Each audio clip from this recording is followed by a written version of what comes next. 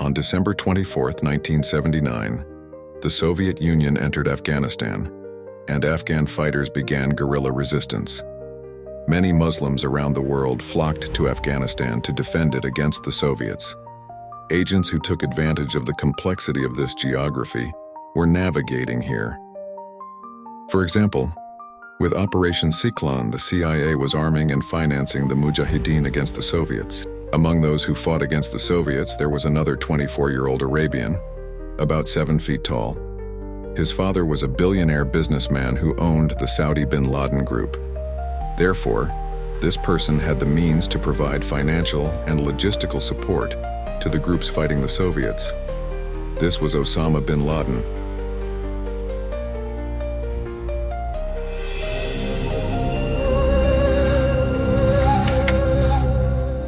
Osama bin Laden was born on March 10, 1967 in Riyadh, Saudi Arabia. His billionaire father had been married over 20 times and had over 50 children.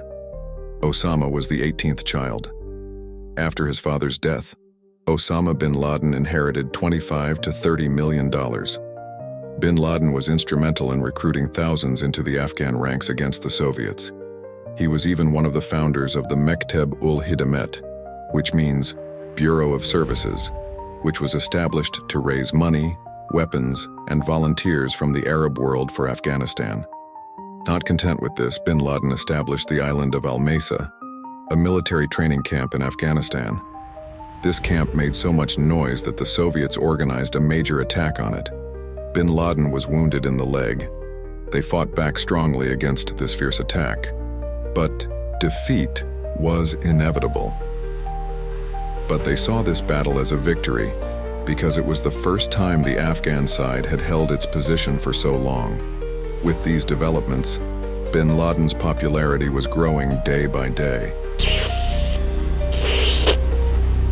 In the same year, he became a member of the Salafist organization called the Egyptian Islamic Jihad, led by Ayman al-Zawahiri. As the years passed in this way, the Soviet-Afghan War was coming to an end. The success of the jihadist groups there had whetted the appetite of bin Laden and his team. It was therefore decided to continue the jihad after the withdrawal of Soviet troops. It was at these frequent meetings that the name Al-Qaeda, which would shake the whole world, was first heard. And at the meeting on August 20th, the Al-Qaeda organization was officially established.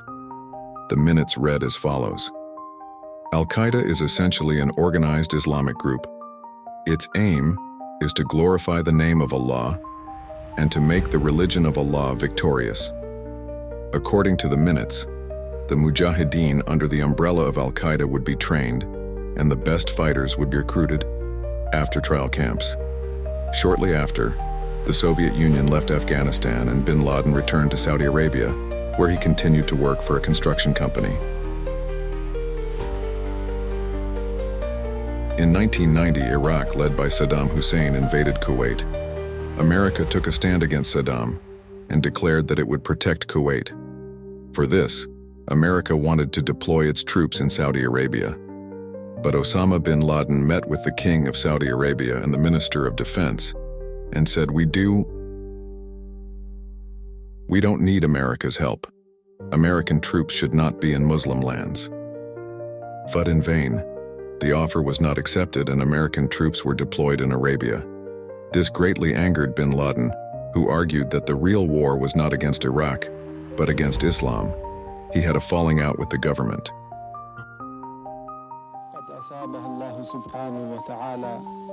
As tensions between bin Laden and the government escalated, the Saudi Arabian government raided Laden's farm and his armed men were disarmed. Bin Laden was then placed under house arrest. Things were tense. But bin Laden was from a very powerful family. He used his connections to ask to go to Pakistan. This request was granted, and his house arrest ended. Bin Laden made his way to Pakistan. Once in Pakistan, he wrote a letter to his family saying that he would never return to Arabia. After spending a few months there, he went to Khartoum, the capital of Sudan. Because in Sudan, the Islamist organization called the National Islamic Front had staged a coup, and this was the perfect place for bin Laden. Bin Laden was active in the construction and agricultural sectors in Sudan. and his supporters continued to multiply. At the same time, the growth of Al-Qaeda, which was still dormant, continued apace. Al-Qaeda members flocked here to receive military training and gather intelligence on Africa. Al-Qaeda's first attack took place in 1992. On December 29th, Al-Qaeda members bombed the Gold Moher Hotel and the Eden Movenpick Hotel, where American soldiers were staying on their way to Somalia. However, the American soldiers had left the hotel by then. Al-Qaeda attempted an even bigger attack just 3 months later. On February 26, 1993, Al-Qaeda members carried out a bomb attack on the Twin Towers of the World Trade Center in New York City. The team that carried out the attack was led by Ramzi Yusuf from Pakistan. 6 people were killed and more than 1,000 injured in the attack. Bin Laden said in an interview in later years that he had nothing to do with the attack and did not know the perpetrators. Al-Qaeda was now infiltrating many countries. In the Somali civil war, they even provided weapons and training to the fighters. In April 1994, the Saudi Arabian government stripped Al-Qaeda leader Osama bin Laden of his citizenship and confiscated all his assets in the country. Bin Laden wrote a letter to King Fahd saying that American forces must leave Saudi Arabia or he would launch attacks on the country, which they did.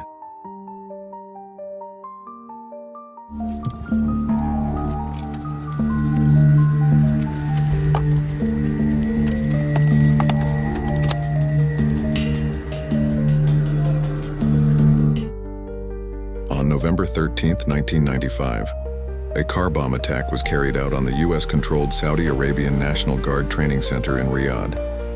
Bin Laden again said that he had not ordered this attack, but that he was pleased with it. The organizers of the attack, however, said they were influenced by bin Laden. Following these and other developments, bin Laden had become a real eyesore. The US therefore stepped up its pressure on Sudan, and finally, in May 1996, bin Laden was expelled from Sudan.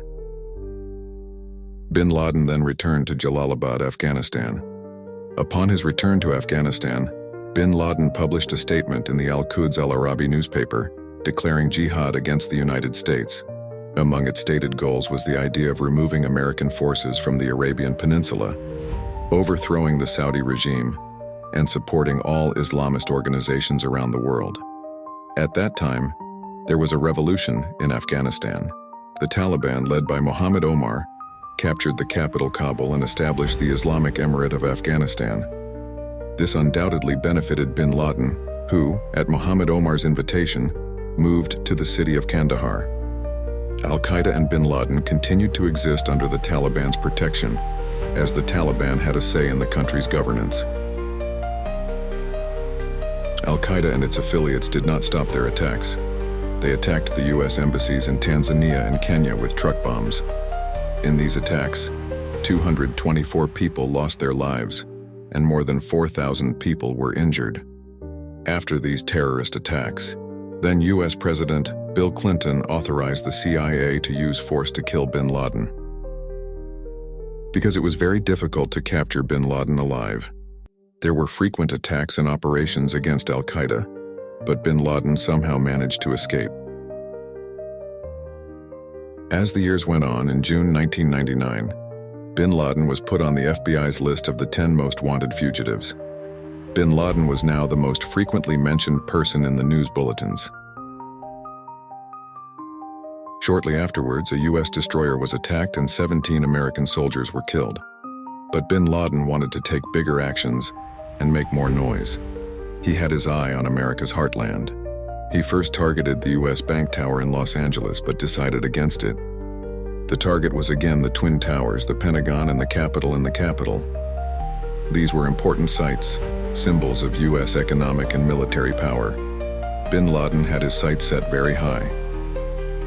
In late 1999, a group of Al-Qaeda terrorists from Hamburg, Germany, arrived in Afghanistan. They were educated and spoke good English. They had lived in the West for a long time and were familiar with Western cultures. The cadre was ready for the big attack on America. On the morning of September 11, 2001, there was a clear blue sky in New York. As people went to their offices with their arms folded in the heat, an American Airlines passenger plane was descending towards the city. At that moment, the plane suddenly veered toward the North Tower of the World Trade Center and plunged into it. It was chaos in an instant. 18 minutes after the impact, smoke was still billowing from the North Tower, and live television was broadcasting the catastrophe to the world. Meanwhile, another plane appeared over the city. Another United Airlines plane plunged into the South Tower of the Twin Towers. As the towers began to burn, people on the upper floors were trapped and smoke blanketed the city. Both towers were completely destroyed in less than 2 hours. But events were not over. A third plane crashed into the western part of the Pentagon building near Washington. And again, it was not over. A fourth plane was heading for the Capitol in the capital, but it crashed in an open field in Pennsylvania, and the fourth action did not take place. The balance sheet was very heavy. All 246 passengers and crew members of the 4 hijacked airplanes, 2,606 people died in the Twin Towers attack, and 125 people died at the Pentagon. In addition, 441 emergency responders lost their lives. Thousands were injured.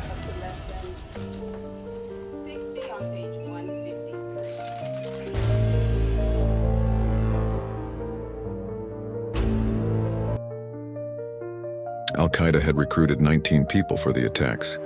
They boarded the planes as passengers in groups of 3 or 5. Each group had a person with pilot training and, interestingly, they had been trained at flight schools in the United States. Hours after the attacks, President Bush addressed the nation in a shaky voice. Our very freedom came under attack. He promised the American people that there would be great vengeance on those who had done this. However, Bin Laden was saying in every speech that he would launch attacks against the West. That's why many people criticized the government for not taking precautions when such an attack was coming.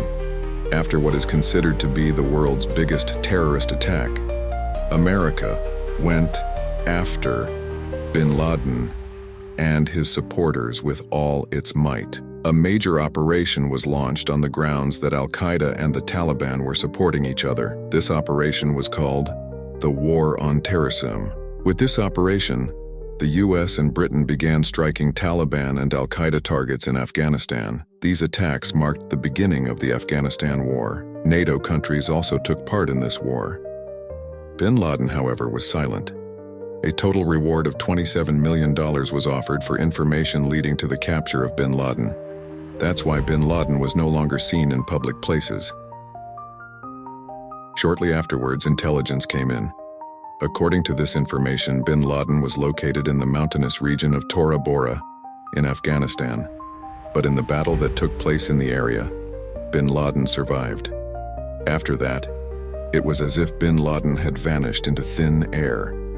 At this time, there were many reports about his whereabouts, but nothing concrete. There were also frequent rumors that he was dead. By 2007, the reward for Bin Laden, who had been silent until then, was raised to $50 million. The years flew by.